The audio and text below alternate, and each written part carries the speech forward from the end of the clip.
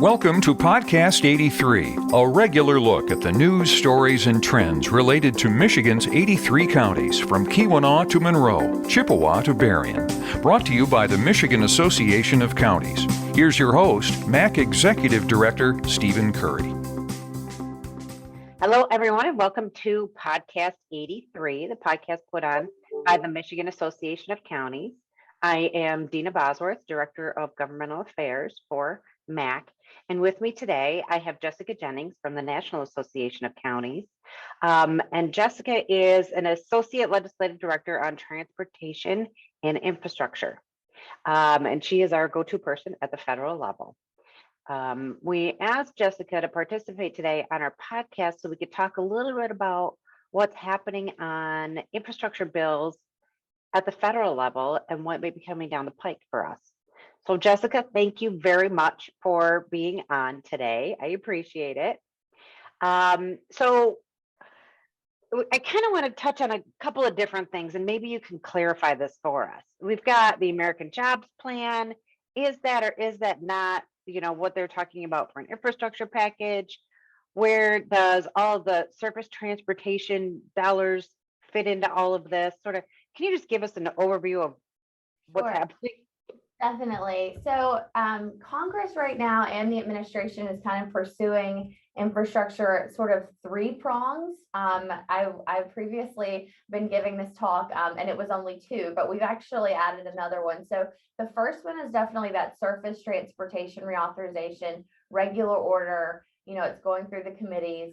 And basically where that stands right now, the Senate has a highway bill, they have a rail bill. I think the total is about 389 right now over 5 years. That's FY 22 through 26. They still need the mass transit title, which Senate Banking is working on. They've held hearings.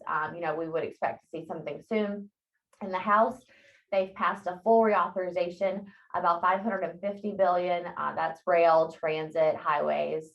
And both the House and the Senate have vowed to move infrastructure next month. And that really begins with the House, who has said that they will vote on the reauthorization probably July 1st. So that's very soon. The Rules Committee is marking up, I think Monday. There have been like 215 amendments filed so far. So it should be a rather contentious meeting in the House. So that's kind of the one track. As you may know, the reauthorization needs 60 votes in the Senate, and that's what really makes it challenging because it has to be bipartisan, at least bipartisan enough to get the support of 10 Republicans. So yeah, that's one prong. And then, we have this bipartisan plan that really was blessed by President Biden yesterday. That's kind of that traditional infrastructure, that hard infrastructure, roads, bridges, water systems, things like that. Broadband's also in there. And then in a third prong, the Democrats in Congress are pursuing reconciliation. And that's where they'll try to include those items that are in the American Jobs Plan, in the American Families Plan, that will not appear in the bipartisan compromise. So if you remember, the American Jobs Plan had transportation funds in it. So if they do pass the bipartisan framework, the eventual American Jobs Plan package would be less that money. So that's a quick overview. I know that was a ton of information. That's a ton of information. There's a lot going on, a lot of different tracks. Yes. So yeah, kind of keeping track of that is I'm sure a challenge for you. So all three tracks are going to have transportation dollars, or they're just going to kind of pick one and do that, or so. As they go right now, basically 2 of 3 would have transportation dollars. Like I said, if they are able to pass the bipartisan compromise, that would be most of the funds that are proposed in the American Jobs Plan.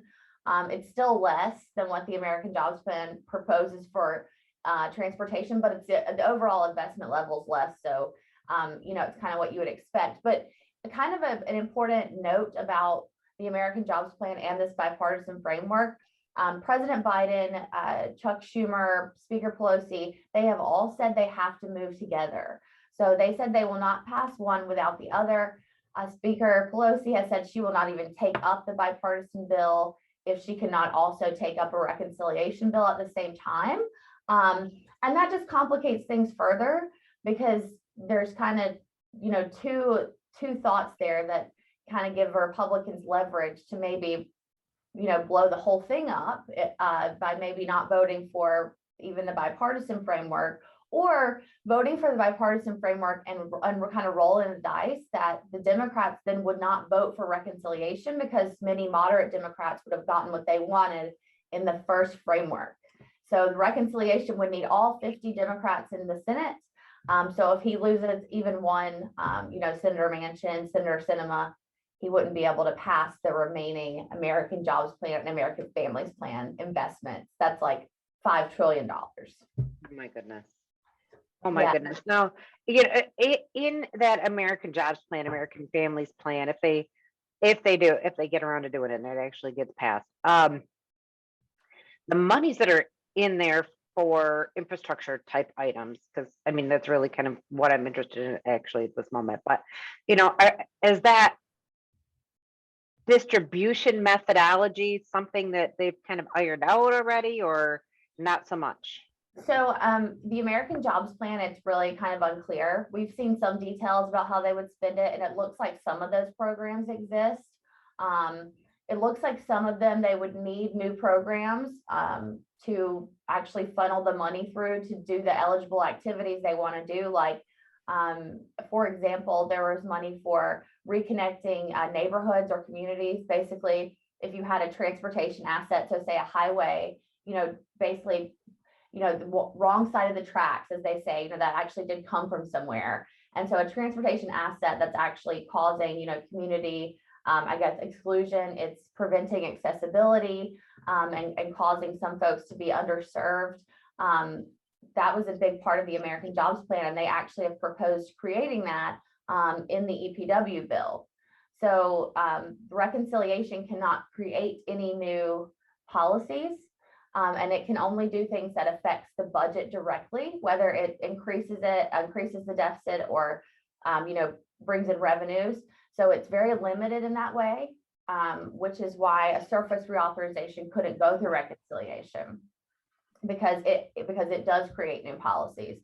But they're working on that. So basically, if a program is created in the bill, it can then be plussed up in reconciliation, and that would be an example of a program that the administration, I think, would focus on, trying to sort of plus up if they are able to do the larger package. I did not know that, so that's very helpful to All know. kinds of tricks up their sleeves. Wow.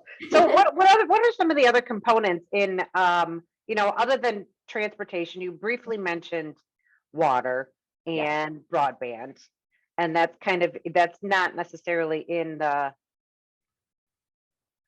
is it in the infrastructure agreement, that bipartisan infrastructure agreement? So the bipartisan agreement is like that transportation things that we talked about. And then in addition, it's water, that's drinking water and wastewater. It's broadband, environmental remediation. So like Superfund sites, things like that. There's water storage, which is really important for our western counties. There's resiliency improvements. Those would include cyber, coastal resilience, ecosystem restoration, just things like that, but quite a flexible uses within that resiliency category, which is great. It proposes $47 billion for that in the bipartisan framework. So that's something everybody agrees on, which is good to see. Something to think about and to keep in mind about the framework is that the transportation EPW's transportation bills, so like I mentioned, the highway bill and the rail bill would be included in this. So when you ask, is some of the distribution already laid out? Yes, it would be, because it would roll in work that the committees have already done on that. Also, it would include the drinking water and wastewater bill that passed the Senate, I believe, earlier this year. So it, we can see some of the text already now, knowing that it would include that. We didn't really know that until yesterday, how they were going to kind of divvy it up. But a GOP release that went out did say that it was inclusive of all three of those bills. Oh, And good. it's probably not the whole thing, but it's certainly elements of it. So you have to imagine that federal aid highway program, that sends most of the money to state departments of transportation. You got to imagine that's probably a similar structure that we're going to see again. It is a bipartisan deal, so it by nature, it can't really go that far, from the center, I guess, or from the status quo. Okay. All right. Well, that's very helpful. So if you had, your crystal ball in front of you and you could, I mean, what is your best guess? What do we end up with here? Well, it's great that you asked me that, because I've been speculating all year and I said that, nothing would happen. And then they got this far. So what do I know? But no, I'm happy to, I guess, continue speculating. I think that there's a possibility that nothing could happen, because I think that the political dynamics of this are just so fragile, I guess is the way to put it. The House Speaker only has a 4-vote margin, razor thin. The Senate's obviously 50-50. I mean, that's barely a majority. By definition it is, obviously, but it's hard to do something with that limited of a number where you can only lose, a few members of your party, or not even one in the case of majority leader.